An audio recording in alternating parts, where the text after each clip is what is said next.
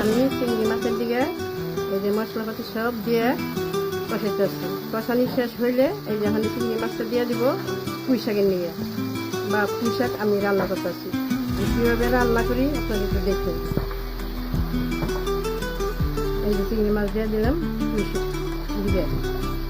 শাক দিয়ে রান্না করেছি।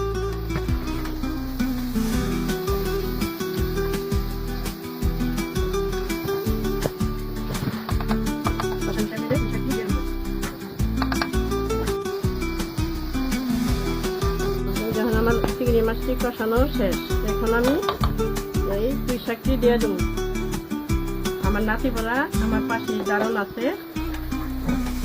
আপনার যদি ভালো লাগে তাহলে এইভাবে আপনারা রান্না করে চেষ্টা করবেন, দেখবেন যে কেমন হয়। আপনারা সমস্যা নেই।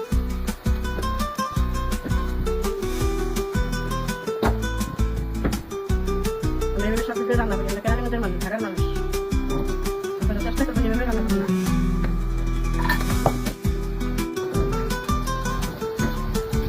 এখন এই যে ঢেকে দিলাম কষানোর দিকে। এখন আমি এই চিংড়ি মাছটা এই যে কষানি দিতেছে, কষানো হইলে আমি একটু করে পানি দিয়ে দিব। পানি দিয়ে দিলে তরকারিটা অনেক খারাপ সুন্দর লাগবে। তাহলে সবসময় রান্না করার চেষ্টা করবেন, নেবেন আপনাদের ভালো লাগে তাহলে আপনারা আমাকে কমেন্ট করবেন। আমি নাতি ভরা পাশে আসি, আমার একটু কষাই নেওয়া নিয়ে নিবে। আমি যে পুঁই শাকটা কষানো হয়ে এসছে, কষানো হয়ে এখন আমি একটু করে জল দিয়ে দিব। রান্না তো রান্নাই, সুন্দর করে না রান্না হলে তো মানুষ খায় তো স্বাদ পাইব না। রান্নার চেষ্টা করি খুব সুন্দর করে। এখন আমি দিয়ে দিব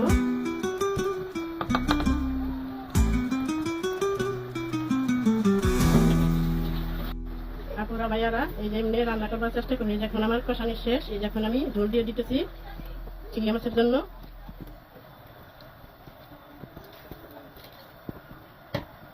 এই যে আমি রান্না করতেছি, আমার ওখানে ঝোল দেওয়া শেষ। এই ওখানে এখানে ঢেকে দিব আমি।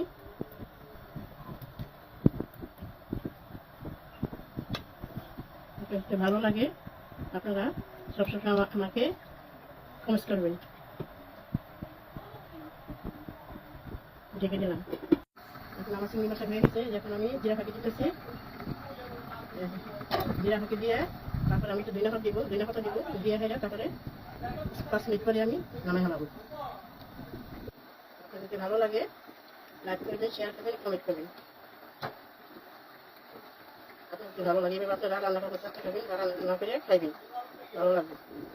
এই যখন আমি ধনিয়া পাতা দিয়ে দিতেছি, সবসময় এভাবে রান্না করার চেষ্টা করবেন।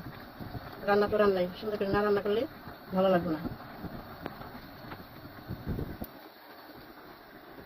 এই আমার রান্না শেষ হয়ে গেল। ওখানে আমার পুঁই শাক চিংড়ি মাছ হয়ে গেছে গা।